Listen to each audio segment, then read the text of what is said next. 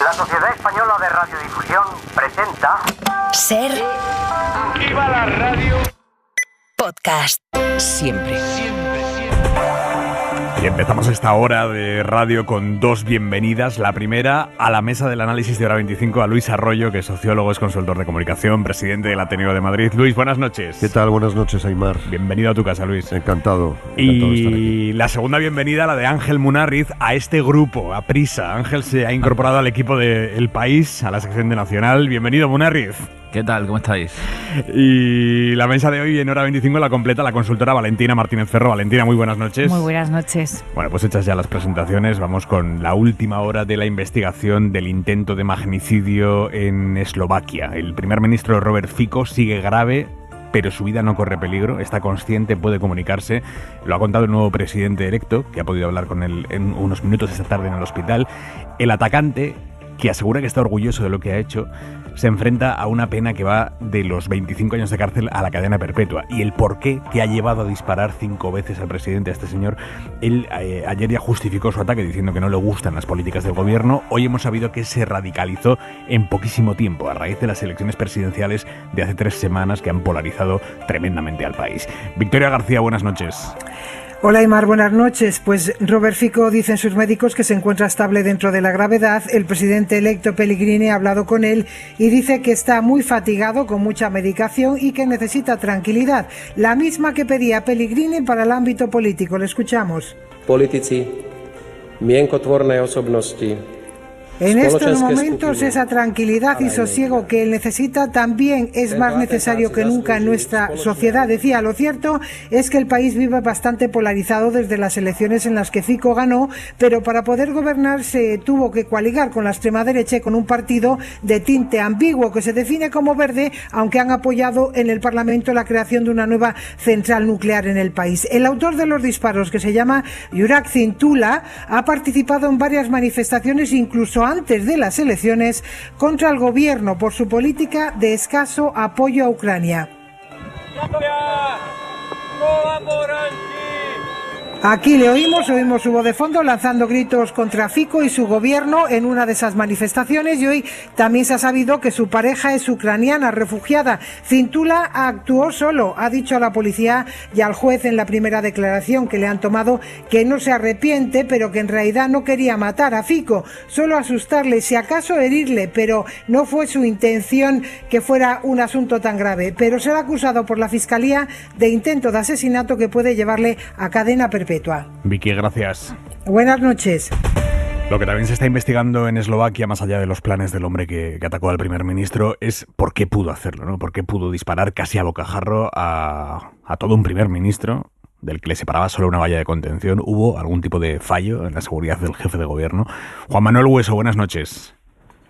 ¿Qué tal? Buenas noches, Aimar. Un saludo. Un saludo. Usted ha sido escolta durante muchos años en España, cuando el terrorismo estaba a la orden del día aquí en nuestro país. Hoy es delegado de la asociación CISEG, que es Comunidad de Inteligencia y Seguridad Global. Viendo los vídeos del ataque del primer ministro eslovaco, ¿ha fallado algo? ¿O por lo que usted deduce todo estaba bien hecho y hay cosas que no se pueden evitar? A ver, yo siempre procuro analizar este tipo de acciones con el máximo rigor y respeto, porque igual que ocurre en los programas de fútbol de análisis de partidos, ¿no? Cuando se quiere analizar lo que ha tomado la decisión que ha tomado un árbitro, pues claro, luego sentado en el sofá siempre es muy fácil apuntar que si esto se hizo mal, que si aquello estaba mejor de esta otra manera. Entonces, siempre desde el máximo respeto, como digo, porque hay que verse siempre en esa situación, pero aparentemente sí que parece que el equipo de seguridad del presidente eslovaco, pues como que en un primer momento le costó reaccionar, y luego la reacción que tuvieron no fue una reacción demasiado coordinada por parte del equipo de seguridad que tenía a su disposición. ¿Un escolta puede bloquearse en un momento de tensión máxima? Por supuesto, porque un escolta al fin y al cabo no deja de ser un ser humano. Un ser humano, como cualquier animal, tenemos unas técnicas de defensa innatas, que es lo que se viene a llamar la inmovilidad tónica, que es una respuesta cerebral que tienen los seres vivos ante una reacción de pánico extremo. Entonces muchos animales incluso lo que hacen es que En los animales incluso es se considera una reacción evolutiva, una adaptación, ¿no? Frente a, depende qué agresiones, depende a qué depredadores, pues a lo mejor saben que no pueden con ellos y se hacen los muertos para pasar desapercibidos y conseguir salvar su vida. Pues entonces, lo que tienen que hacer los escoltas, lo que procurábamos siempre con los entrenamientos, es ponernos en situaciones para que sean lo más parecidas a las que se pueden dar en un caso real, para que nos salga todo de manera instintiva y entonces se pueda superar este tipo de reacciones, que también es cierto que hasta que no estás en el momento no sabes cómo vas a reaccionar. El que diga lo contrario yo creo que mentiría, ¿no?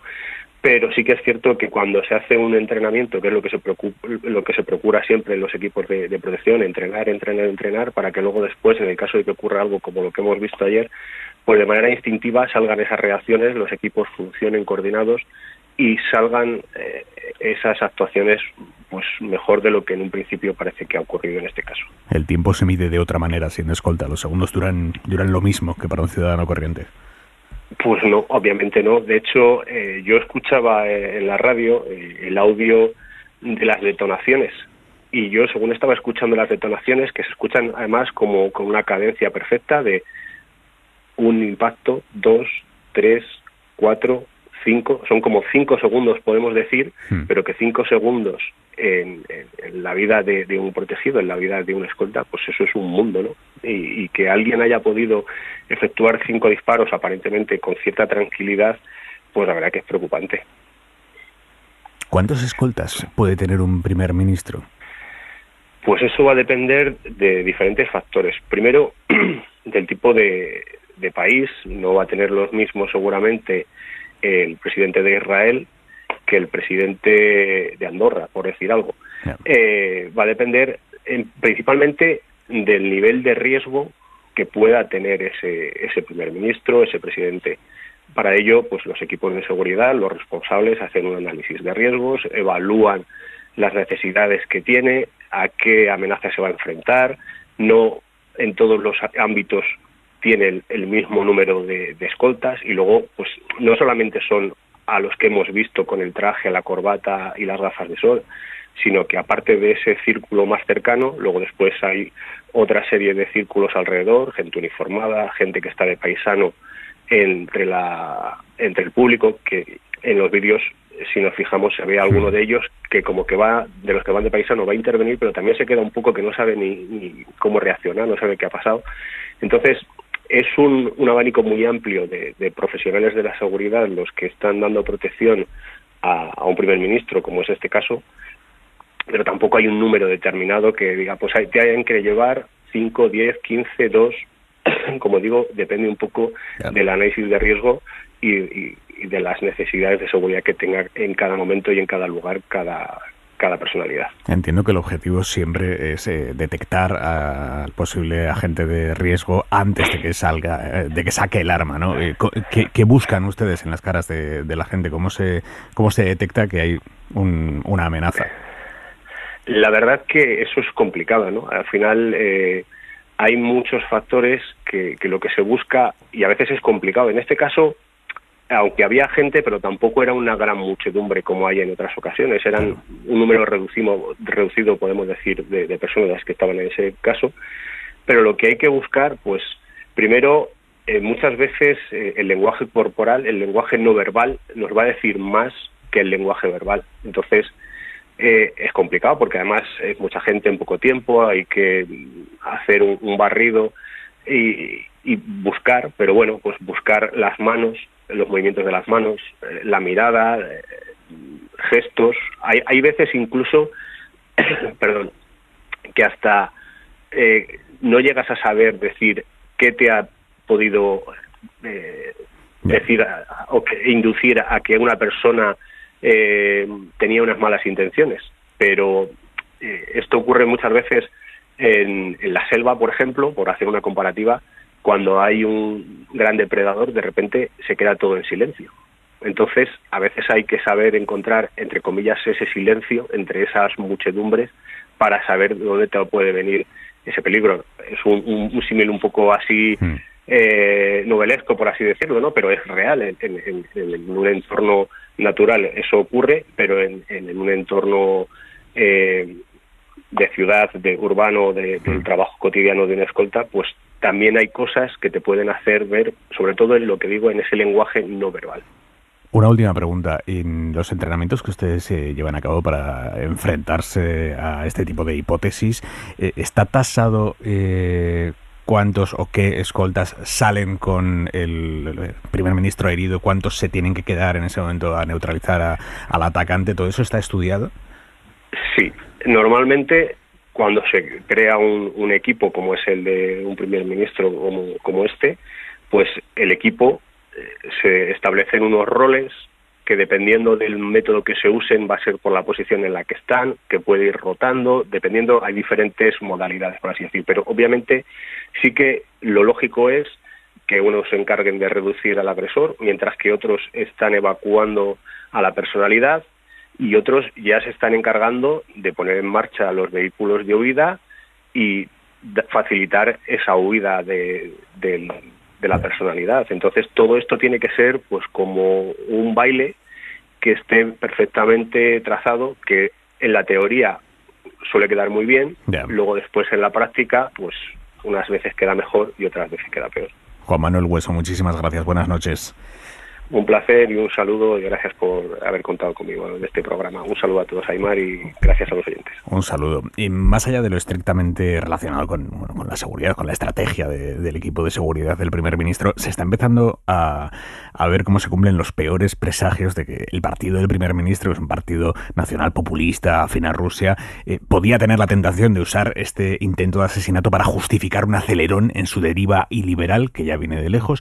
Hoy hemos visto cómo el gobierno eslovaco empieza a culpar a la oposición progresista, oposición europeísta, empieza a culpar también a los medios de haber generado lo que llaman el clima para el intento de asesinato del primer ministro. Hoy el ministro del Interior les ha dicho esto que van a escuchar a los periodistas que estaban cubriendo su comparecencia.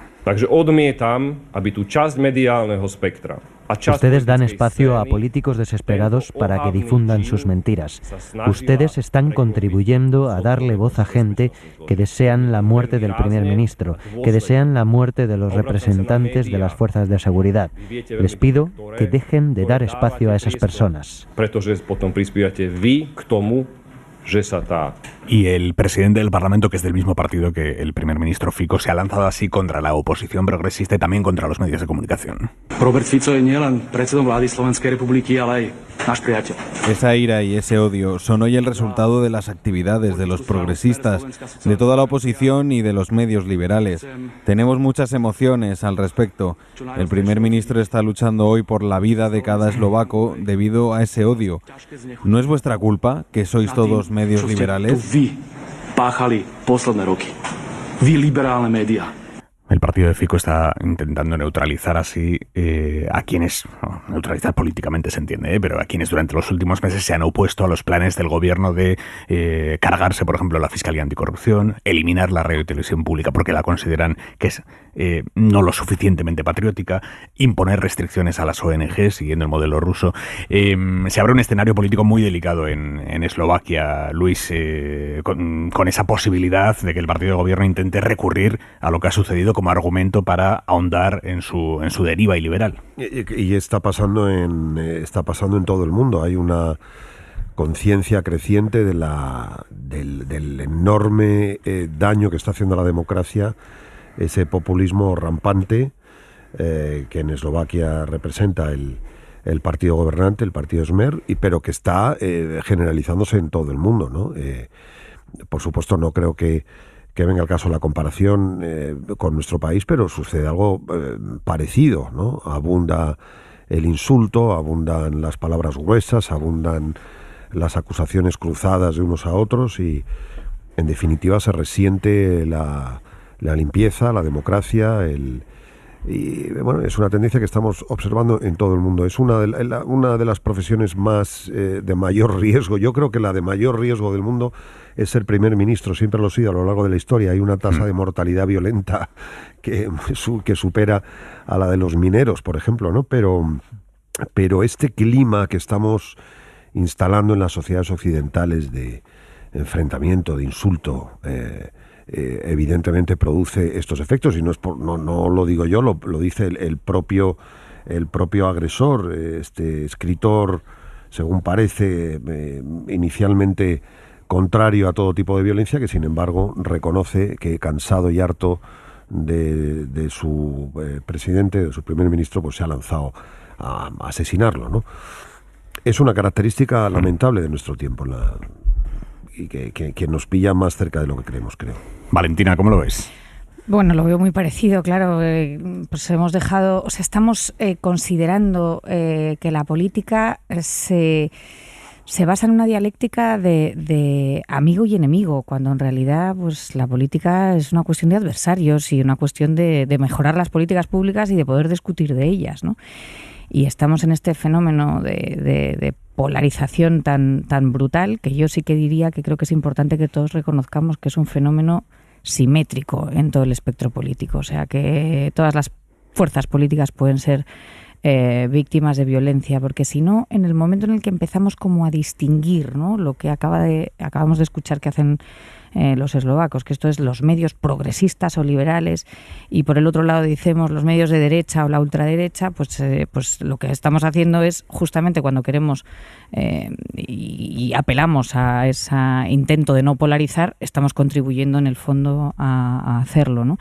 Creo que también hay una parte de todo esto, es verdad que no sabemos mucho más, aparte de que es escritor, que es curiosa la insistencia que hay en esta caracterización, ¿no? Que es presidente de un club de lectura, como si eso fuese, no sé, sí, como contrario es curioso como sea, pero no sabemos mucho de él. Pero sí que es verdad que hoy, leyendo y viendo lo que pasa aquí, tenemos un momento en donde el incremento de problemas de salud mental tras la pandemia ha sido y está en auge, además una sensación de una crisis generalizada, una crisis económica, una crisis social, una crisis de incertidumbre, ¿no?, de expectativas, con 2 guerras en el continente europeo, con una polarización de todos los medios. Y esto, pues sí que es verdad que es un caldo de cultivo perfecto para que los enemigos, y vamos a decir esto como la injerencia extranjera, de la que se está oyendo hablar mucho también, y desde luego en Eslovaquia y los países del nórdico lo notan muchísimo más, pues es un caldo de cultivo perfecto para que esto pueda tener un efecto llamada, que sería lo más indeseable de todo en un escenario de elecciones europeas como tenemos, ¿no? Munarriz. Bueno, lo primero es que la oposición eslovaca no tiene absolutamente nada que ver con esto. Esto se lo salta a la torera el partido gobernante, que es un partido en el corazón de un país, en el corazón de la Unión Europea, es decir, un asunto serio. Esto puede desplegar consecuencias negativas en el seno de la Unión Europea, que ya lleva bastante, con gente como Orbán, con altísimas responsabilidades y altísimas capacidades para vetar decisiones y obstaculizar procedimientos. La reacción del partido tiene la peor pinta posible, porque claro, criminalizar a la oposición cuando ha sido un atentado, además que alguien parece que no pertenece a ninguna asociación y que se corresponde, digamos, con los rasgos de lo que solemos llamar lobo solitario, pues la peor reacción posible en términos democráticos, entendiendo la conmoción que pueden sufrir. Preocupa que en un país europeo un partido gobernante adopte esa retórica. En segundo lugar, tendemos a un pronóstico, nos ocurre mucho, al pronóstico de la extensión de la violencia, en fin, es tanta la crispación, ¿no? Yo creo que ahí además los políticos tenemos algo de deformación profesional, estamos tan encima de la política, vemos tantas veces el ambiente crispado, terminamos creyendo que hay una porosidad a toda la sociedad de este ambiente tan enrarecido y tan chungo, con perdón por la palabra, en torno a la política. Pero luego es que lo cierto es que la sociedad, con excepciones, todas ellas graves, lo cierto es que luego la sociedad parece bastante resistente, ¿no?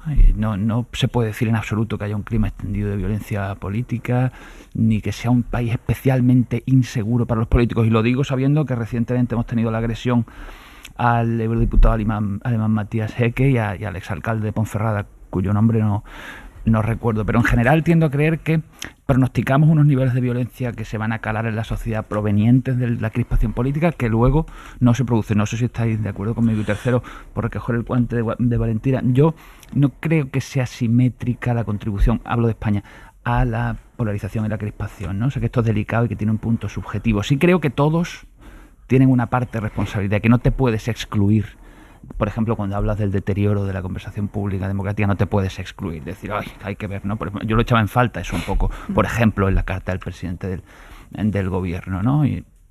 Pero sí que creo que el tipo de oposición que en España desde hace 30 años se le hace al Partido Socialista, no se le hace al PP, eso sí lo creo. Los niveles de, no sé, de política invivible que impone el PP desde la oposición, creo que no lo opone nadie más. No quiero mezclar churras con merinas, no tiene nada que ver lo que hace el PP con lo que pasa en Eslovaquia, pero como hemos arrastrado un poco el tema también hacia el tipo de atmósfera democrática que hay en los países, pues lo he incluido. Sí, Olegario Ramón se llama el exalcalde socialista de Ponferrada. Yo tampoco quisiera, no estoy diciendo que se nos esté llamando a todos a tomar las armas para, pero sí que se generaliza un clima de simplificación en las sobremesas entre los amigos, en las familias incluso, ¿no? De simplificación de los argumentos, de insulto, de, como señalaba Valentina, del blanco y negro, ¿no?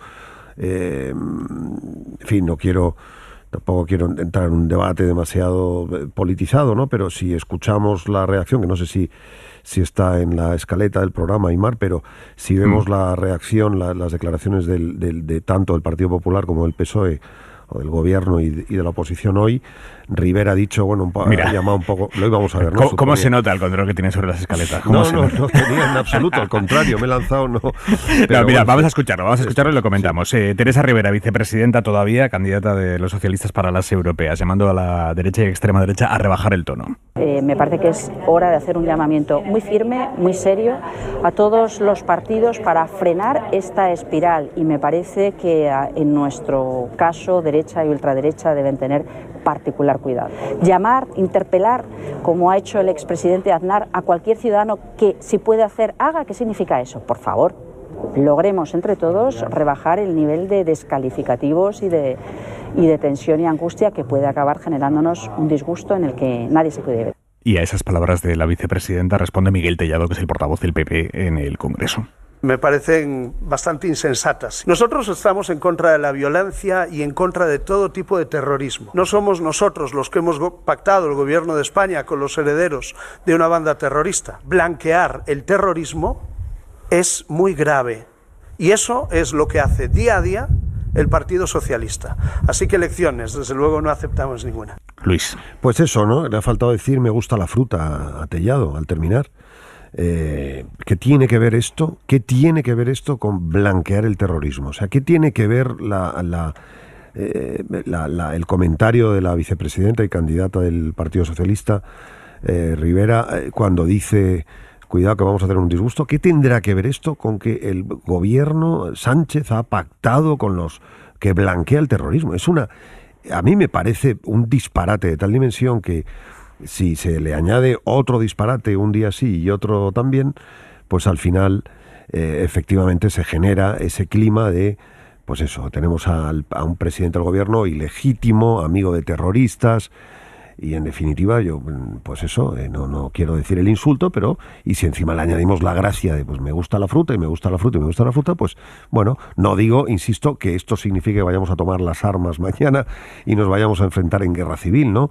Pero desde luego se genera un clima del que la economía, del que la democracia, yo creo que se resiente en definitiva. Valentina Ángel. Yo, a riesgo de justamente caer en lo que intento evitar en la contestación a la primera pregunta, que es que como intentamos hacer de este debate una cosa al final como partidista en el sentido de bloques, ¿no? De los dos lados de la balanza, y de si esta culpa la tienen entonces unos u otros, los liberales o los socialdemócratas o los de derecha y ultraderecha. A ver, lo que ha dicho la vicepresidenta, yo quiero pensar que es un error por parte de ella. Es decir, cuando le están pidiendo una valoración sobre un intento de magnicidio dentro de la Unión Europea, en un país como Eslovaquia, lanzar ese mensaje tan aparentemente inocuo, pero que está muy bien dirigido, que es, y deberían de tener cuidado particularmente la derecha y la ultraderecha en nuestro país.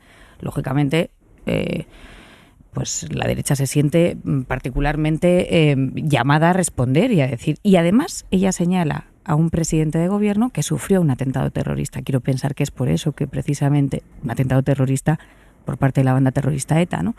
Entonces, quiero decir, tiene lógica que el que va a contestar, que es el portavoz del Partido Popular o del Grupo Parlamentario Popular, diga, oiga, no, vamos a ver, aquí usted me interpela a mí como haciéndome responsable, porque de alguna manera cuando alguien está diciendo esto es cuidado, deberían de tener particular cuidado, porque se puede interpretar, si no tienen particular cuidado, que también ellos lanzarían una llamada a la violencia, ¿no? Por parte de los españoles o del Partido Popular en España. Lógicamente, creo que la respuesta de Tellado es bastante más, primero que es a respuesta de una provocación por parte de la número 1 de las elecciones europeas, que creo que en esto debería haber lanzado un mensaje un poquito más adecuado a la circunstancia por la que se le preguntaba. Y me parece que justamente esto es a lo que yo me refería en el primero, que creo que deberíamos intentar todos alejarnos de este tipo de circunstancias, al menos en nuestro país, porque efectivamente no estamos en este momento, pero sí somos capaces de que agitando la coctelera, pues acabemos hablando de esto, ¿no? Del enfrentamiento entre Teresa Rivera y Tellado, cuando en realidad no tiene absolutamente ningún punto de la agitación de la violencia que puede haber en España con la que acaba de pasar en Eslovaquia, ¿no? Ángel. Yo creo que el diagnóstico de Rivera, en abstracto sobre la situación, digamos, de la conversación política en España, tiene muchos elementos que son ciertos.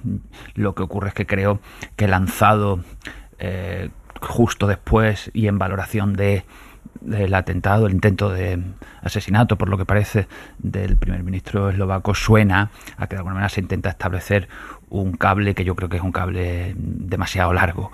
Era de esperar la respuesta del PP, evidentemente si se la dan a Tellado no va a ser un delirio de finura, no creo en absoluto tampoco que sean unas palabras que supongan un blanqueamiento del terrorismo y si se me permite, por cerrar este asunto, si de verdad a todo el mundo le interesa tantísimo una rebaja de la distensión, una rebaja de la crispación política, yo creo que tendría un efecto muy benéfico y que incluso sería beneficioso para ambas partes una reunión entre el presidente del gobierno y Alberto Núñez Feijóo monográfica y con compromiso sobre este asunto.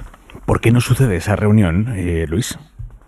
Bueno, porque tienes, yo creo que es evidente que hay un líder de la oposición que ha fijado una estrategia, seguramente porque tiene que competir con quien le muerde el tobillo, que es Vox, una estrategia de deslegitimación constante, prácticamente diaria, de la labor del presidente del gobierno, una estrategia de crispación. Yo insisto, no ha habido es falso que los presidentes del gobierno españoles todos hayan sido vapuleados por la oposición. Nadie ha sido insultado. Creo que este es un dato relativamente objetivo. Yo no he echado la cuenta de los insultos, pero desde luego ningún presidente ha sido insultado, vapuleado, deslegitimado, agredido verbalmente, tanto como el presidente Pedro Sánchez. Zapatero quizá estuvo cerca, pero desde luego ninguno ha sido tan fuertemente protestado, incluida la deslegitimación, insisto. Para una buena parte de la derecha española, no digo para todo el PP, estoy seguro que no para Valentina, pero para una buena parte de la derecha española, Pedro Sánchez es un presidente ilegítimo. Lo cual nos lleva a pensar inmediatamente que estamos en una suerte como de dictadura. Entonces, claro, es muy difícil que el presidente del gobierno, no es difícil que se reúnan. Yo creo que no. Y no es difícil que conversen, pero es muy difícil que se llegue a ningún tipo de acuerdo, y menos aún con elecciones a 2 semanas, a 3 semanas vista. Pero independientemente de que se llegue o no a un acuerdo, sí que creo que sería muy importante que el presidente del gobierno, que es quien tiene, pues digamos, la obligación, ¿no?, de hacerlo, que es quien tiene que convocar a una especie de encuentro.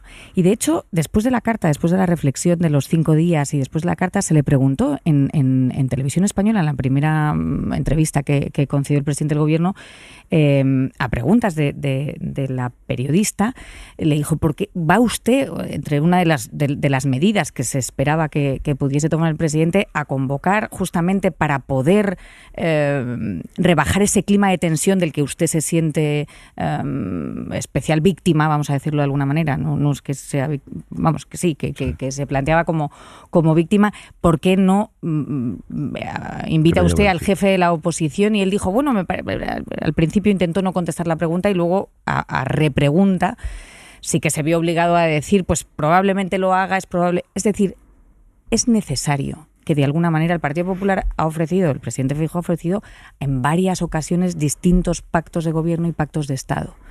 Y en ningún momento se ha querido recoger este guante. Si de verdad estamos tan tremendamente preocupados, porque una cosa que es un poco la sensación que se tiene y que tiene la ciudadanía en muchas de estos, que esto es una especie de negocio del que vivimos los políticos y los periodistas, retroalimentándonos entre nosotros en una crispación que la gente lo que quiere son respuestas a los problemas. Y entonces la manera de seguir retroalimentando eso es no ponernos nunca de acuerdo, ni siquiera ser capaces de lanzar una imagen de una posibilidad al menos hablar y dialogar entre ellos. ¿Cómo vamos a pedir que la gente se mantenga sosegada y tenga un buen nivel de diálogo y de no polarización cuando parece que hay una especie de enemistad total entre los dos líderes, el de la oposición y el líder del gobierno, para poder sentarse a hablar? Cuando uno es capaz de hablar, además, que es parte de lo que la estrategia que sigue el Partido Socialista, que es capaz de hablar con todos y de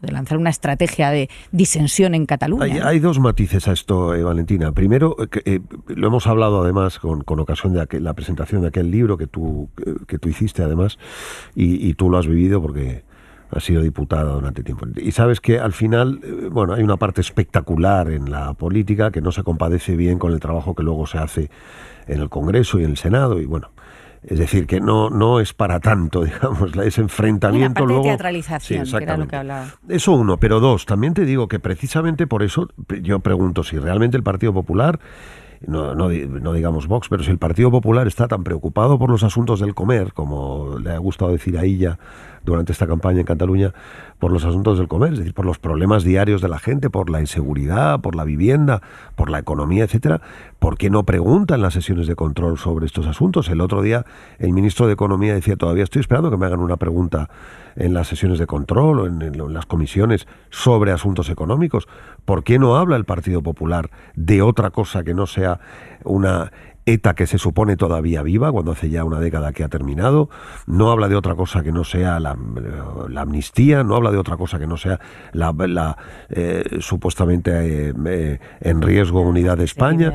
No se habla de nada que no sean los fantasmas que el PP maneja sistemáticamente para acosar a los socialistas cuando están en el gobierno.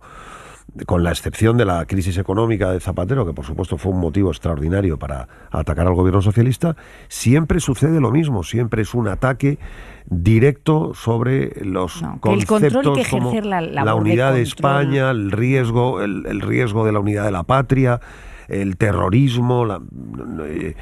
Claro, o sea, ojalá pudiéramos hablar de economía, porque de economía... La economía... Munarriz, mete cuchara cuando quieras, que estos los dejas solos. Ninguna cortapisa, ni ha habido ni se ha pedido que haya ninguna cortapisa a la labor de control del Partido Popular desde 2018. Lo que creo es que sí, en el gobierno, parte PSOE y las demás han interiorizado ya, y creo que está bien fundado, que el PP lo que hace no es exactamente una fiscalización, es un torpedeo constante, digamos, y siempre recurriendo a lo más bajo y siempre con un guión que prescinde completamente, este ejemplo que ha puesto Luis de no preguntar absolutamente nada de economía. Bien, es legítimo que no pregunten nada de economía, pero digamos que hay una evidente falta de buena fe. El tema de la deslegitimación constante, permanente, prácticamente diaria, yo creo que eso sí que inocula efectos muy negativos en la sociedad. Es decir, yo creo que preguntabas antes ¿por qué no se produce esa reunión? Yo creo que en la parte socialista hay una sensación de que sentarse de igual a igual a esa reunión, que insisto, yo creo que sería positiva, sería de alguna manera repartir culpas, cuando ellos verdaderamente seguro que no tienen toda la razón en este asunto, porque ya insisto que todos tienen que hacer parte de aceptación de responsabilidades. Creo que se sienten víctimas fundamentalmente en este ciclo de gobierno, y que viendo el arco temporal amplio hay un patrón en la estrategia de oposición del PP en el que no pueden negar que pueden hacer oposición libremente y preguntar sobre lo que quieran, pero ellos eligen siempre una vía que acaba por convertir en fango todo el escenario político. Hora 25.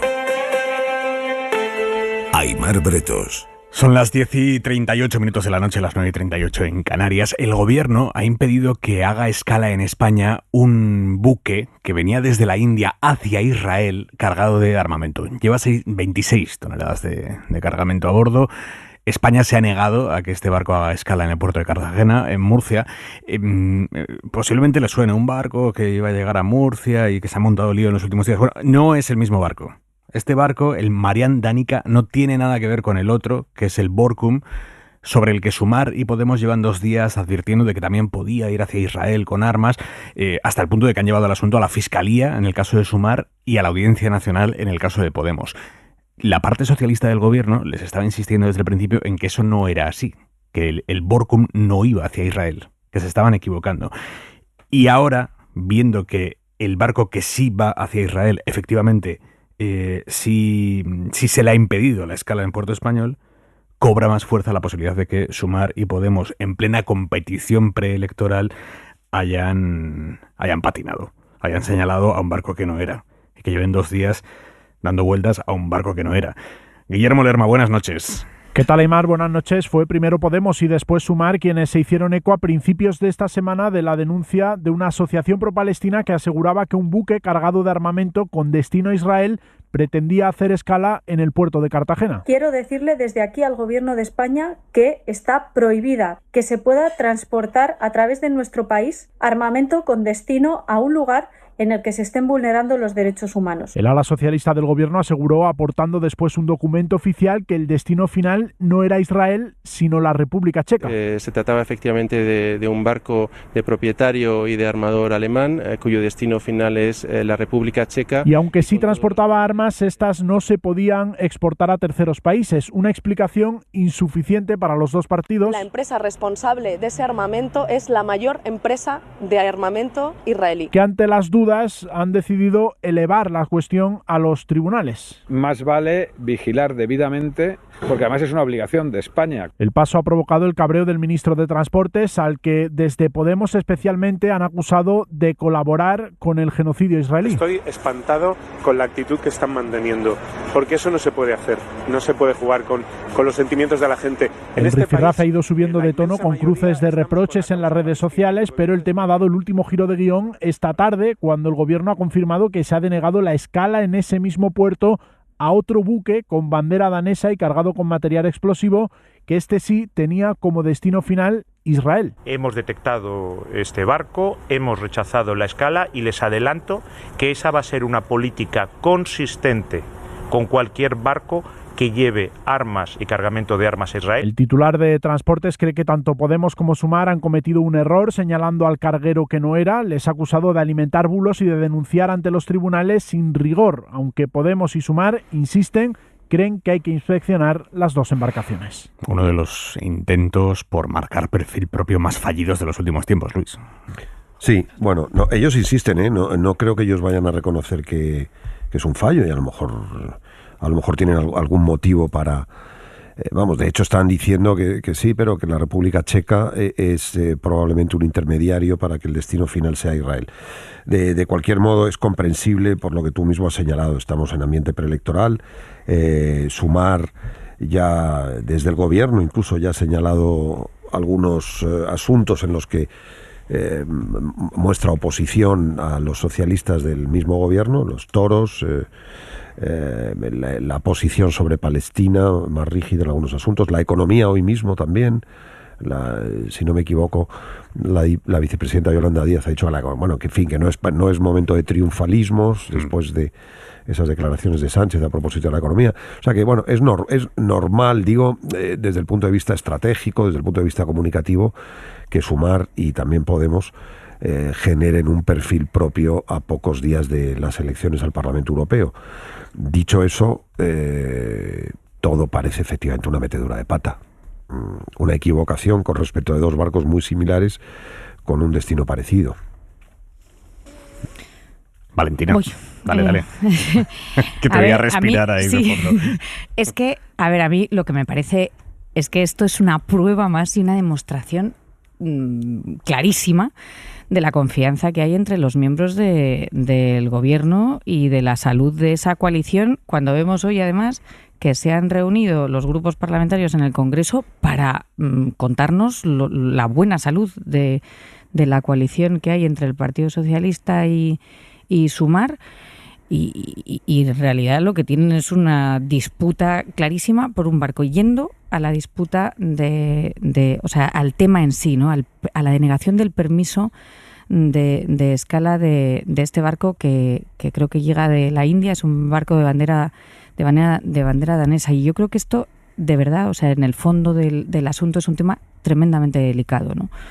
Porque parece bastante claro que el gobierno está actuando en realidad por una presión importante del socio de la coalición, pero lo que no nos queda claro, y me parece que el que ha hablado, el que se ha escuchado antes en la pieza, era el ministro de Exteriores, justamente. Sí, Álvarez. ¿No? Uh-huh. Álvarez, con lo cual, no hay un embargo de armas hecho por parte de la comunidad internacional, ni por parte de la Unión Europea, ni por parte de Naciones Unidas para Israel. Sí que es verdad que cada uno de los países, de manera independiente, hay algunos países que han tomado la decisión de no enviar armas a Israel, España entre ellos, Canadá y Japón, Bélgica, algunos otros, y incluso Dinamarca estaba viendo si podía o no enviar los F-35 a Estados Unidos porque podían acabar en Israel.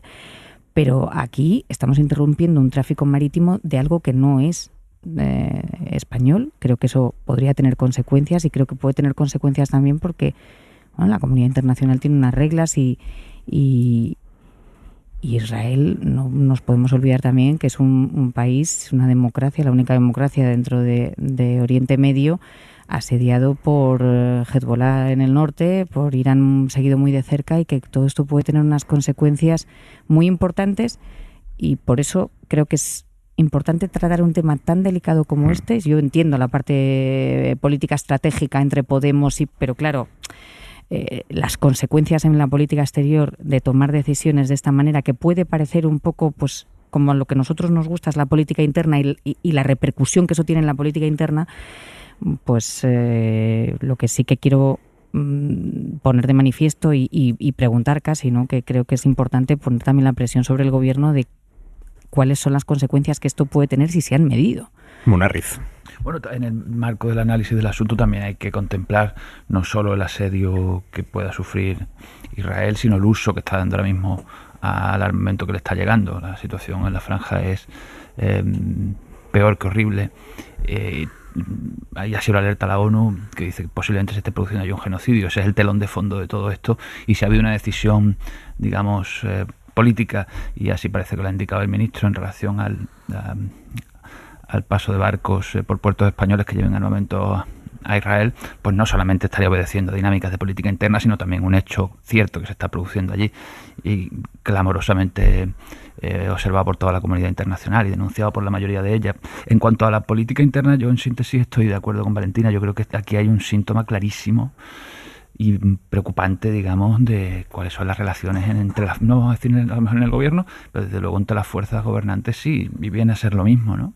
Es decir, si realmente Sumar hace una denuncia, si se confirma que no está suficientemente documentada, eso no es un asunto que existan cauces internos para poder aclarar antes de salir. Está claro que en Sumar hay una voluntad de salir de esa cierta atonía en la que ha estado en este primer tramo de legislatura.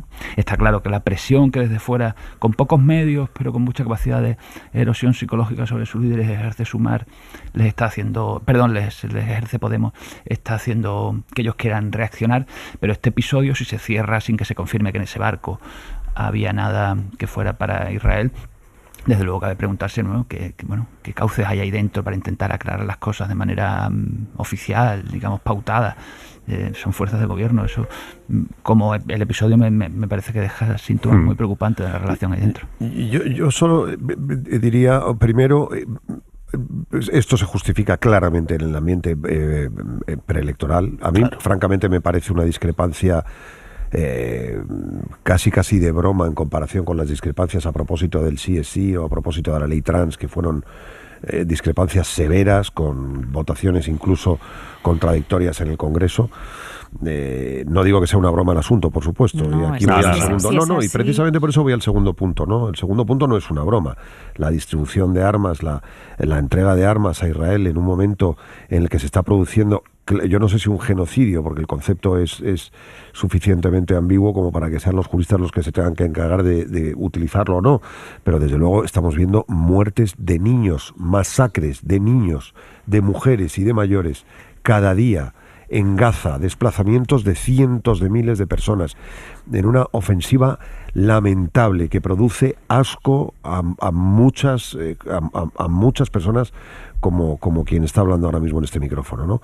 Me produce verdadero asco, a mí me produce vergüenza como ser humano lo que estamos viendo, y no hay justificación alguna para masacrar niños inocentes cada día como está haciendo el gobierno de Netanyahu. Y en ese sentido me parece que por supuesto es muy pertinente que España no permita que siga habiendo tráfico de armas en dirección a Israel. Y ahora bien, si el destino es la República Checa, y en el documento que se ha mostrado a los medios de comunicación consta una declaración del gobierno checo de que tales armas solamente son para la defensa nacional de la República Checa, pues hombre, demos un voto de confianza a las autoridades. A mí sí me parece que debe terminar esta masacre brutal, y que por supuesto los países deben intentar evitarla, y una de las vías para evitarlo pues es no permitir que sigan llegando armas a Israel. Valentina, en este caso yo es que creo que no es que no vayamos a permitir, que no sé, porque lo que va a hacer el barco, entiendo que lo que está pidiendo además es una escala técnica para poder supongo que repostar, ¿no? Pues lo hará en Italia, lo hará en otro... quiero decir... Pero no lo hará en España. Efectivamente. España no ha permitido, de hecho no ha permitido que lo haga. Pero lo que España tiene que entender con eso, que es a donde yo iba en el punto anterior, es que esto tiene consecuencias. Consecuencias en la política internacional y consecuencias en las relaciones exteriores con tus aliados, porque estas cosas, uno como lo hemos contado, y es... Podemos y Sumar están detrás de un barco que parece ser que no es el barco, y justo el gobierno anuncia que acaba detrás de uno que sí es el sí barco. Es el barco, perfecto. Pero esto es interesante, por lo menos, ¿no? O sea, quiero decir que comparten la posición con respecto a no permitir que las armas vayan a Israel. Y yo me siento, las consecuencias con respecto de la relación con Israel, o incluso puede que con los aliados de la OTAN, etcétera, estará por ver. Pero yo de momento me siento orgulloso de un gobierno, que no permite que mantenga una posición con respecto del asunto de Gaza, o de la invasión de Gaza y de la masacre que se está produciendo en Gaza.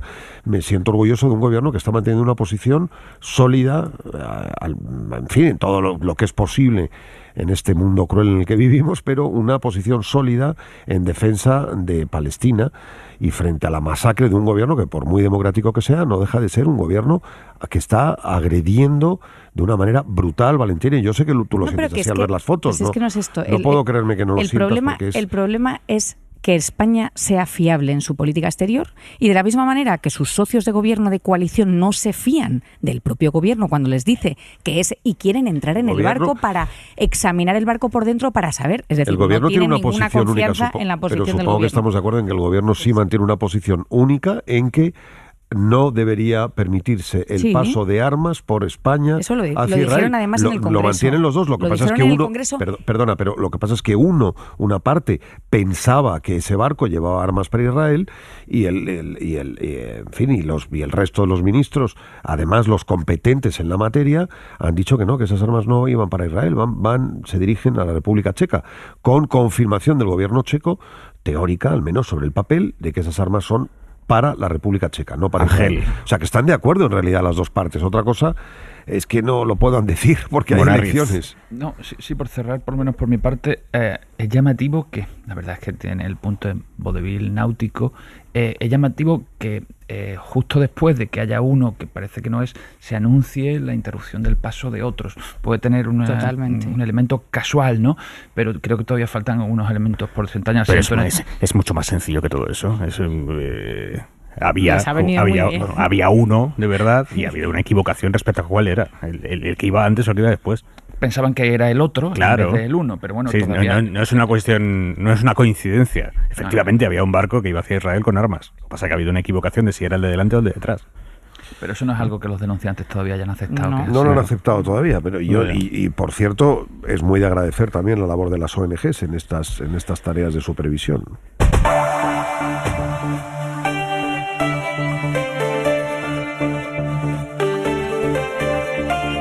La ropa para mañana, Jordi Carbó, buenas noches. Buenas noches, pues seguimos con la misma recomendación de los últimos días, es decir, si madrugáis mucho, mejor coger ropa de abrigo para primeras horas de la mañana, va a hacer un poco de frío, especialmente en el interior.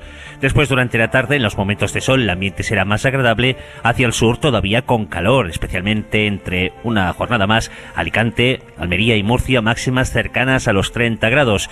Como novedad, también recomendamos ropa para prevenir la lluvia, para chubascos. Como novedad, estos chubascos que los últimos días han afectado sobre todo la mitad norte de la península, esta próxima noche y en distintos momentos de mañana también afectará a Extremadura, Castilla-La Mancha, incluso de manera más aislada Andalucía. Tormentas que no serán generales, pero allí donde descarguen, como ha pasado en las últimas horas, pueden hacerlo con mucha intensidad. Hasta mañana, Carbó. Que vaya bien, adiós.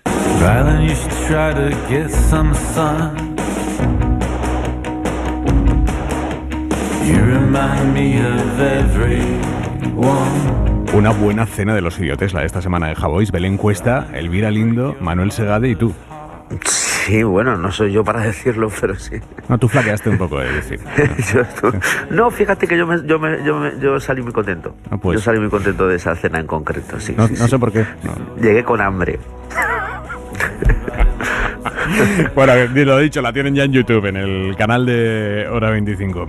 Vienes a hablarnos hoy, Javois, de la historia de cómo Warhol visitó España en la transición, de cómo sus obras se expusieron en Madrid gracias a Fernando Vijande y Josep Suñol. El primero, un galerista que conocía a Warhol, le ofreció venir a mostrar su obra. El segundo, un coleccionista que puso el dinero para que esa exposición se hiciese realidad. Y dice el hijo de Vijande en El País que se juntaron el hambre y las ganas de comer. Y ahora esa historia se puede conocer en la exposición Warhol-Vijande hasta el 21 de julio en el Museo Lázaro Galdiano de Madrid. Sí, es una gran noticia, gran noticia cultural. Me he ido a releer un artículo un reportaje bastante extenso que había leído el año pasado y quería recordar lo que publicó Eduardo Bravo en El Periódico. Bueno, cuenta muchas cosas de los tiempos de los tiempos de la época que pasó Warhol o las visitas de Warhol a España. Contaba que en la rueda de prensa celebrada en Madrid, creo que era, le preguntaban cosas como si había cambiado su marca de calzoncillos o por qué llevaba 2 relojes en la muñeca izquierda. Siempre fue un personaje que despertó un interés en el que se mezclaba lo estrafalario evidentemente con lo cultural, con lo artístico. Esta exposición, bueno, se centra en el cañonazo que significó Warhol por la época en la que llegó a España y por supuesto también por la modernidad que de algún modo trajo. Más allá de la noticia de la exposición, yo siempre he pensado que somos un país bastante generoso con los extranjeros que se fijan en nosotros o que nos visitan, sobre todo cuando esos extranjeros son celebridades, no digamos ya también celebridades estadounidenses, ¿no? Como su influencia de pronto es inmensa, cualquier gesto, cualquier anécdota. De pronto sí, pasa de generación en generación como algo sublime. Creo que el titular del País fue como si nos visitase Dios, que lo dice Alaska. No sé, o sí sospecho, si en otros países, Estados Unidos por ejemplo, se celebra de igual modo la huella o influencia de artistas españoles allí y sus aventuras o visitas o estancias son recogidas con ese mismo punto de pasión que tenemos nosotros. Estoy pensando ahora mismo, por ejemplo, en Luis Buñuel. Pero bueno, reflexión que dejo por ahí. Un beso. Un beso, chao. Por cierto, hablando de creadores, Francis Ford Coppola ha presentado en el Festival de Cannes su nueva peli, Megalópolis. Estaba todo el mundo esperando un momento épico. Estamos hablando del director del Padrino, 2 Palmas de Oro, 84 años. Todo el mundo pensaba que iba a haber rodado una película gigantesca y resulta... Pepa Blanes, enviada especial de la Seracán, buenas noches. ¿Qué tal? Buenas noches. Resulta que hay unanimidad entre los críticos que la peli es un desastre. Sí, Aymar, pobre, es un desastre, pero voy a decir que la voy a defender, es un desastre maravilloso. Esto parece contradictorio, pero no lo es tanto. Como decías, Megalópolis es un proyecto súper ambicioso, una locura, es excesiva, es irregular, llena de excesos dorados. Decían por ahí las malas lenguas que parecía un anuncio de Freixenet, pero a la vez hay que decir que es una película hecha con mucha pasión por un hombre que a los 84 años reflexiona sobre el futuro de América y lo hace haciendo una comparación entre la crisis de la República Romana y la América actual. actual y cuyos personajes se llaman Catilina o Cicerón.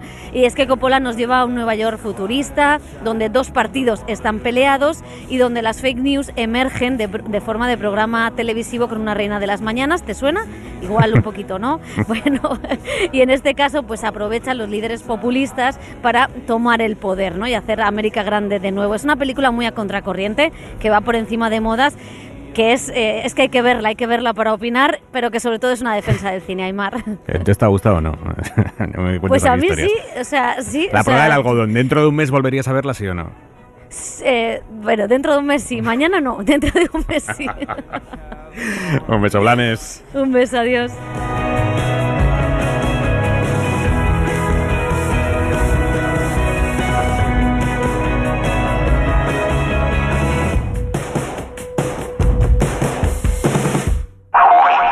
El ganador de las elecciones catalanas, Salvador Illa, ha roto su silencio hoy, ha estado aquí en la SER con Ángels en Hoy por Hoy y lo ha hecho para dejar claro que, bueno, tampoco le queda otra, ¿no? Pero que tiene intención de darle a Esquerra todo el tiempo que necesite para que ese partido lleve a cabo su reflexión interna, que va a ser intensa seguro.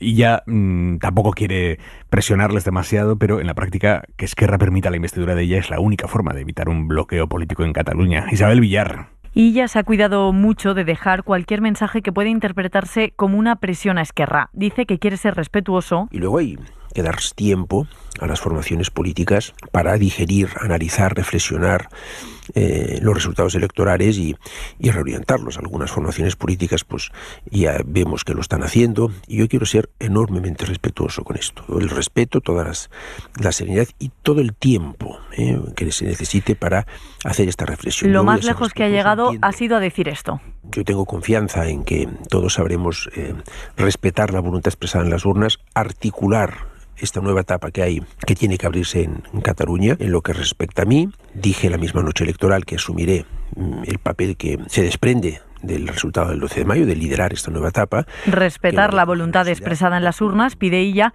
voluntad que no pasa porque el PSC haga presidenta a Puigdemont. No, porque los ciudadanos de Cataluña han dejado clara su voluntad de abrir un tiempo nuevo, ¿no? Y me parece que es siempre un error ir en contra de la voluntad de los ciudadanos. Cree Illa que hay que aceptar el principio de realidad, que él puede tener los apoyos para llegar a presidente y que los va a trabajar. Mira la constitución de la Mesa del Parlamento el 10 de junio como primera meta volante y asume que en medio están las elecciones europeas que imponen discreción. Por eso tampoco da muchas pistas de por qué fórmula de gobierno apuesta. Solo dice que quiere un gobierno estable, pero no va mucho más lejos cuando Ángels le pregunta si su idea es intentar que sea un gobierno en solitario, solo del PSC, sin los comunes. Lo deja todo muy abierto. Hay distintas opciones, ¿no? Creo que es clave un gobierno estable. Vamos a trabajar con estos tiempos y vamos a ver qué da de sí. Hay distintas fórmulas, esta es una, pero hay otras también. Lo único que excluye ella es hablar con la extrema derecha de Vox y de Alianza Catalana.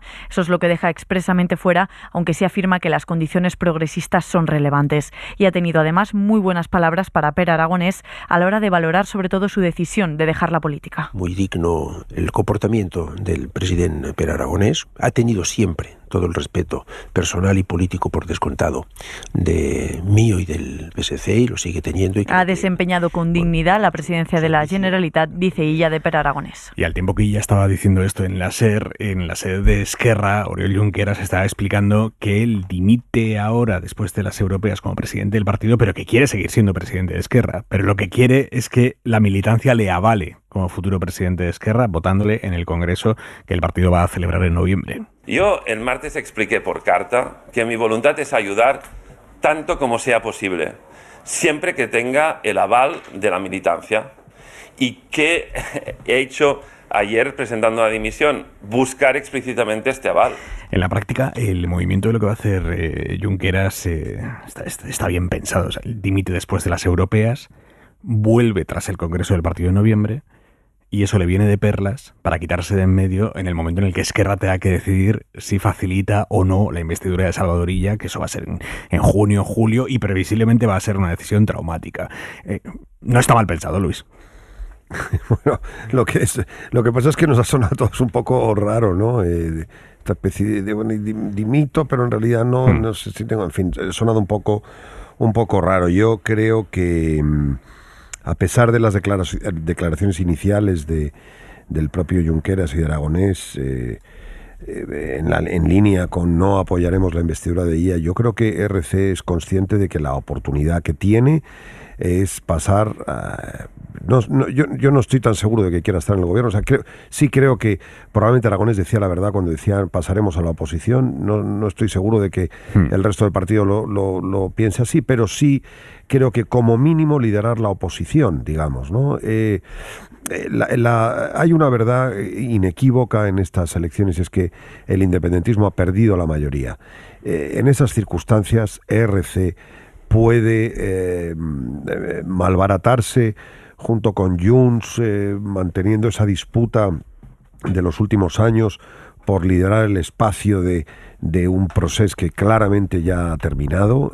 El proceso me refiero no al independentismo, pero sí el proceso que comenzó hace 10 años, en 2014, con aquel acuerdo entre Mas y Junqueras, ¿no? Ese proceso está muerto, está en vía muerta, digamos. Es evidente que no se puede resucitar. RC tiene ahora la oportunidad de mostrar la cara más responsable, más pragmática, probablemente pasando a la oposición, o en todo caso, y eso sí lo veo más delicado, pero en todo caso, o en último extremo, mejor dicho, entrando en el gobierno con el PSC. Pero desde luego el tiempo es nuevo, claramente. El independentismo no tiene ya en el Parlamento mayoría y por tanto conviene, como dice ella, hacer una reflexión tranquila, sosegada, para después de las elecciones al Parlamento Europeo. Claro, lo que pasa es que no le pilla en medio. El último día para la constitución de la mesa, efectivamente, es el 10 de junio, que resulta ser el día siguiente a que conozcamos los resultados a las elecciones al Parlamento Europeo, con lo cual los tiempos son muy estrechos, porque en mitad de unas elecciones es muy difícil hacer públicas según qué decisiones. Munarriz. Vamos a ver, en primer lugar, Puigdemont, apenas han pasado 4 días de las elecciones. La hipótesis presidencial de Puigdemont, si alguna vez llega a existir,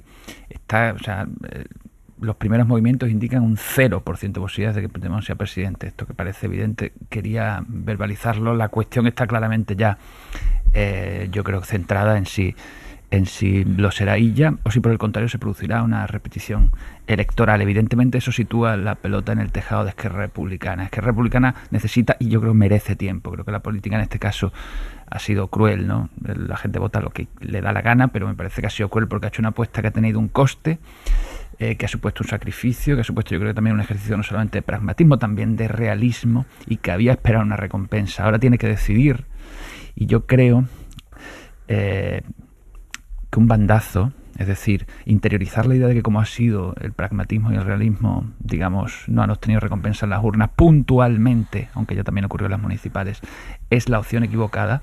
Sería colocarse donde, en la estela de Puigdemont a rebufo, tarde y mal, de una opción, de un camino hacia ninguna parte. Creo que los elementos que tiene a su alcance para tomar la decisión terminará inclinando la balanza a favor de una investidura. Creo que la opción más razonable sería que estuviera la oposición. Hasta ahí no llego, evidentemente, ¿no? El debate se tendrá, las bases son siempre muy complicadas cuando tomas estas decisiones y hay un riesgo, pero como decisión de partido,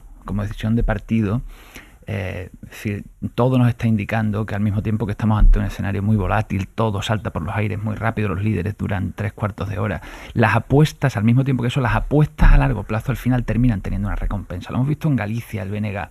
Hay que mantener una cierta fidelidad a una idea. Bildu está recogiendo ahora frutos que lleva tiempo sembrando. O sea, yo creo que Esquerra ha hecho una apuesta por una acumulación de fuerzas, además ellos lo han dicho públicamente, lo han teorizado así, una acumulación de fuerzas de largo plazo, de incorporar nuevos elementos a la causa independentista en un proceso que no va a ser cosa de 2 días, y en el camino de esa acumulación de fuerzas, con un escenario futuro y no inmediato de independencia, ir logrando cosas para Cataluña. Ese es lo que le ha planteado Esquerra con todas las letras a la sociedad catalana. Ahora mismo no se lo está recompensando. Abandonarlo, eso, por un vayamos otra vez a las urnas porque bajo ningún concepto voy a dejarle el liderazgo de la oposición a Puigdemont, yo creo que sería peor, digamos, aunque puede parecer que es susto muerte su decisión, yo creo que tendría más de muerte ir a unas nuevas elecciones. Valentina. Sí, yo lo que creo es que Esquerra está en una situación francamente imposible, ¿no? Por un lado, si hacia Illa presidente va a tener un coste político enormísimo, pues el que le ha pasado probablemente las elecciones, el dar el apoyo en Madrid al Partido Socialista. Si hay una repetición, sería un choque de trenes brutal. Y además, lo que prometió a cambio de este apoyo, que sería el referéndum, pues hoy es absolutamente inasumible, ¿no? Por otra parte, lo que dice Puigdemont de yo lo voy a intentar es imposible, ¿no? Forzar la abstención del PSC para poder garantizarse la presidencia es creer que el PSC va a guardar obediencia a Madrid, y ya sabemos que esto ya pasó con Montilla, pues no pero ¿quieres decir que tú crees que Sánchez pediría, o sea, estaría dispuesto, de verdad lo crees? Que Sánchez creo estaría que es una de las dispuesto, posibilidades, no lo creo yo, lo cree Puigdemont. No, pero digo, tú lo crees, o sea, ¿tú crees que Sánchez estaría dispuesto a darle el gobierno a Puigdemont a cambio de un apoyo aquí en Madrid? Yo soy absolutamente incapaz de interpretar lo que quiere Sánchez. Creo que es capaz de muchísimas cosas. Pero incluso de darle el gobierno en estas circunstancias a Puigdemont. Bueno, el que lo ha puesto sobre la mesa es Puigdemont. O sea, el que ha dicho, pero creo, bueno, yo digo, si tú crees que... Viendo cómo es, no soy absolutamente incapaz de contestar a qué es lo que querría Sánchez en un momento determinado. Creo que es capaz de prácticamente todo, como hemos visto durante estos últimos 6 años, ¿no? No sería nada novedoso, ¿no? Pero es verdad que hasta que pasen las elecciones europeas no se va a dilucidar ninguna de estos escenarios, y que este proceso pues va a fuego lento, ¿no? Y ese fuego lento también es verdad que Cataluña siempre, va estirando hasta el último momento, y que puede pasar de todo. Y creo que lo importante aquí es que mientras se bloquea Cataluña y mientras esté bloqueado la situación allí, se sigue bloqueando la situación en España. O sea, de alguna manera estamos necesariamente ligados a lo que ocurra y a cómo se desbloquee los pactos de gobierno en Cataluña. Y creo que en esto lo peor que nos puede pasar es lo mismo que ha pasado en Madrid, que es que aquí ha habido un acuerdo de investidura, pero no hay un acuerdo de gobernabilidad, que por eso estamos como estamos. Y me parece que lo peor que podría pasar en Cataluña es que se llegue a la misma situación, en donde haya un acuerdo de investidura, pero no se consiga un acuerdo de gobernabilidad para el futuro.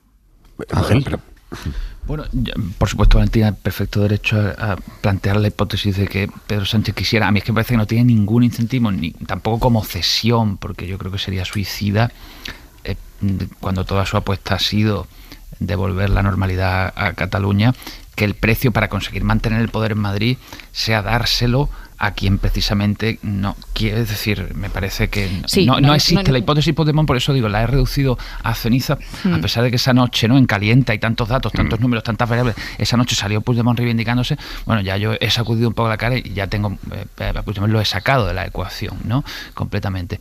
Y que esa ecuación saliera a resolverla desde Madrid el presidente del gobierno, a mí me parece inverosímil, ¿no? Y en el supuesto caso, o sea, ¿cómo imagináis que va a, dejando de un lado a Sánchez, que es tremendamente complicado imaginarse sus pasos, os atreveríais a hacer los de Puigdemont? ¿Os imagináis una investidura fallida, por ejemplo, de Puigdemont? O sea, la primera de Illa que no se diese, una segunda. Yo creo que Illa irá a la investidura con apoyos suficientes. Yo estoy seguro, Estoy seguro porque RC no puede hacer otra cosa. Bueno, hombre, podría, digamos, teóricamente, igual que también teóricamente podría, teóricamente el PSC darle el gobierno a Puigdemont, pero digo, no es ni desde el punto de vista estratégico, ni moral, ni político. ¿Y la gobernabilidad en Madrid? No, bueno, la gobernabilidad de Madrid vamos a ir viendo. Lo que yo sí creo que es previsible Sánchez en algo, y es que evidentemente, como decía Munarriz hace un momento, sería una auténtica estupidez, que se darían de baja la mitad de los militantes del Partido Socialista si se le da el gobierno a Puigdemont. Es que yo creo que a veces se hacen interpretaciones por parte de la derecha muy disparatadas pero insisto, o sea, la realidad. A ver, quien ha hecho su interpretación sobre los resultados de las catalanas es la agencia Moody's, que es una de las grandes agencias de calificación de las economías y de su deuda, y Moody's ha emitido un comunicado hoy diciendo que el declive del apoyo público al independentismo y la victoria del PSC es un resultado positivo para la valoración de la deuda en Cataluña. Javier Ruiz, buenas noches. ¿Qué tal? Buenas noches. El informe se titula «Las elecciones de Cataluña resultan en un menor riesgo político tanto para Cataluña como para España». Y esa es básicamente su conclusión. Lo que dice es que este resultado electoral es positivo para el gobierno de Cataluña porque disminuye el riesgo de confrontación con el gobierno central. Pero es también positivo para el gobierno central porque confirma la cancelación de una parte de la deuda. Y esa iniciativa del Ejecutivo Central, dice, equivale a aproximadamente el 19% del total de la deuda directa de la región. Así que Moody's, la agencia que más sobria ha sido hasta el momento para el análisis económico, dice que el declive de los partidos pro independencia son claves ahora para disminuir el riesgo de confrontación entre gobierno central y gobierno de Cataluña. Y al mismo tiempo, concluye Moody's, le ofrecen al presidente Sánchez la posibilidad, con una mayoría muy escasa, pero una posibilidad de reformar el sistema, preparar el presupuesto del año 2025. Gracias, Ruiz. Nos quedan unos minutos de programa, lo suficientes para contaros un par de cosas. La primera, ¿sabéis cómo Urtasun, el ministro de Cultura, se cargó el Premio Nacional de Tauromaquia? Ya desde el primer momento hubo leches entre las comunidades autónomas para ver quién iba antes a anunciar que ellos iban a organizar un Premio Nacional de Tauromaquia. Pues bien, el PP ha difundido esta noche, lo ha adelantado El Mundo, que van a crear desde el Senado un Premio Nacional de Tauromaquia. ¿Qué nos dice esto?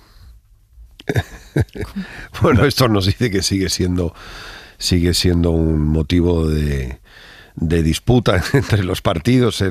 Yo no creo ni muchísimo menos que en el gobierno, en la parte del Partido Socialista al menos, haya este antitaurinismo, ni muchísimo menos. Creo que el asunto en fin, la eliminación del Premio Nacional de Tauromaquia ha sido uno de esos elementos de los que hablaba antes, de cómo puedo sacar la cabeza en un sumar que parecía, bueno, que sigue pareciendo, ¿no?, que está un poco escondido, con cierta dificultad para mantener el relato a la izquierda del PSOE. Y se han escogido los toros. Bueno, es un asunto que siempre da buenos resultados en términos de publicidad y en términos de disputa. De hecho, un premio desde el Senado, la verdad que tampoco... O sea, hay una cosa en la que tenemos que alegrarnos todos, ¿no? Y es que el Senado ha renacido con esta mayoría absoluta del Partido Popular. Está revigorizado. Sí, parece, siempre dijimos que no servía para nada, pero bueno, está sirviendo de refugio para el Partido Popular. El premio lo va a dar el propio Senado. Eso parece, ¿no? Digo Senado, por lo que nos ha contado Aymar, el ¿no? propio Senado. Es un poco raro, ¿no?, que el Senado dé un premio de tauromaquia. Dicen que van a montarlo hasta que el Ministerio de Cultura recupere el suyo. En fin, pues bueno. Un premio de transición.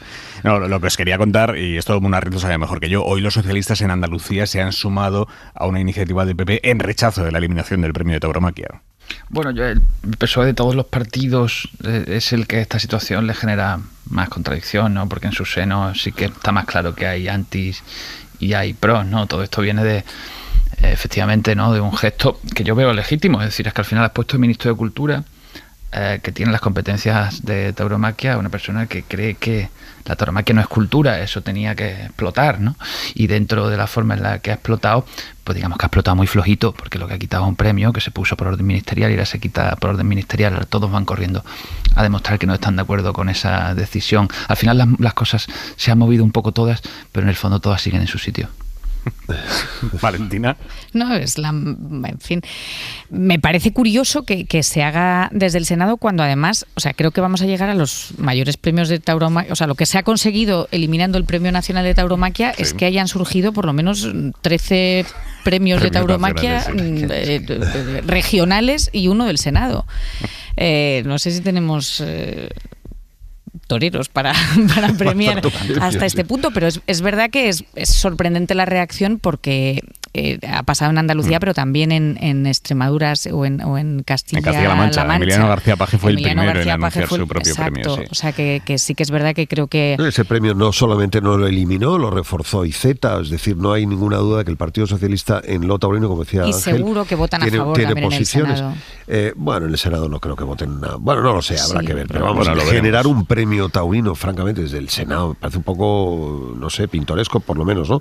Dicho eso, efectivamente, estamos de nuevo en un asunto que todos en el ámbito político saben que genera siempre adhesiones y rechazos por igual, y en el caso del PSOE siempre le pone en una situación complicada, ¿no? Porque tiene ese alma animalista por un lado, pero tiene ese alma también rural y tradicional.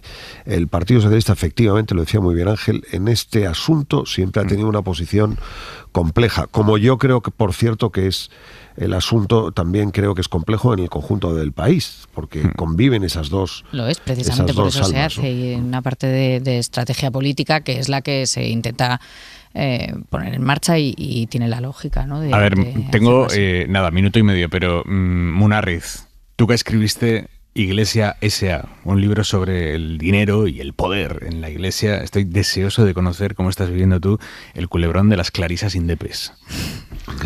Las clarisas cismáticas. Las clarisas cismáticas, sí, vale, me vale también. Oye, he puesto en Twitter que se tenían que leer mi libro, ojalá se lo leyeran, sería. Bueno, con fascinación todo lo que tiene que ver con la Iglesia y sus interioridades, cuando se mezcla más el dinero y además con una ruptura de estas características, la estoy viendo con auténtica fascinación. Mi pronóstico, ya verás, no llegará la sangre al río. Se llegará a un acuerdo. Seguro. Punto y 25. Joaquín Estefanía. Polarización y violencia. Cuando empieza una guerra mundial, nadie sabe que va a ser mundial. Tampoco se conocía que la Gran Guerra de 1914 iba a ser la primera guerra mundial, pues habría una segunda. Cuando sucede un magnicidio como el de ayer contra el primer ministro eslovaco, son muy difíciles de calcular las consecuencias más profundas. Como hace 2 semanas cuando partieron la cara a un joven socialdemócrata alemán que pegaba carteles electorales, o hace unos meses cuando tirotearon en las calles de Madrid a Alejo Vidal Cuadras. Por cierto, léase su sentida carta al Partido Popular. El príncipe heredero del Imperio Austrohúngaro, Francisco Fernando, se encontraba de visita en Sarajevo cuando un joven nacionalista serbio le disparó a quemarropa. El hecho desencadenó el comienzo de la Gran Guerra. Stefan Zweig y Joseph Roth han descrito, entre otros, el ambiente de balneario que había entonces en muchas ciudades europeas. Solo faltaba añadir a la estrategia de la crispación la violencia política. Algo de ello se había intuido en la calle Ferrá de Madrid en las manifestaciones frente a la sede del Partido Socialista. En menos de un mes hay elecciones al Parlamento Europeo.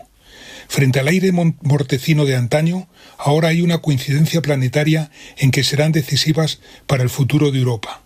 Y para controlar esa tendencia a la polarización-violencia que tantas veces se les ha ido de las manos a nuestros representantes públicos. Punto y 25.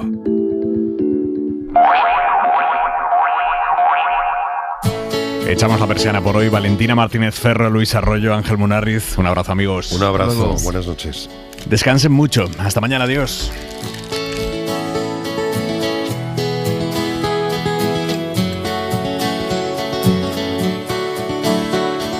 Pienso en ti, interminablemente en ti. Quiero ser una respuesta para ti. Pienso en ti.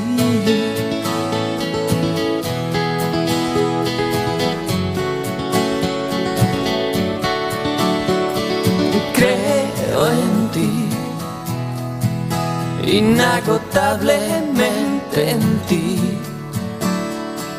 Como tú, que confiaste en mi saber. Creo en ti,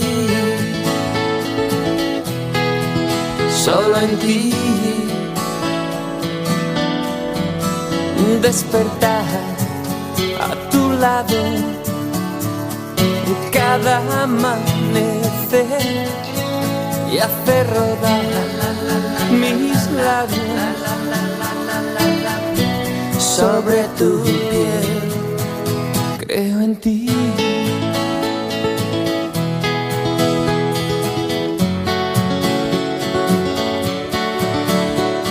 Estoy en ti, desesperadamente en ti. Y hasta hoy He aguantado sin hablar. Estoy en ti, solo en ti. Despertar a tu lado cada amanecer, hacer rodar mis labios sobre tu piel. Creo en ti, creo en ti. Hora 25, con Aimar Bretos. Solo en ti. Cadena SER, 100 años de radio. Para no perderte ningún episodio, síguenos en la aplicación o la web de la SER, Podium Podcast o tu plataforma de audio favorita.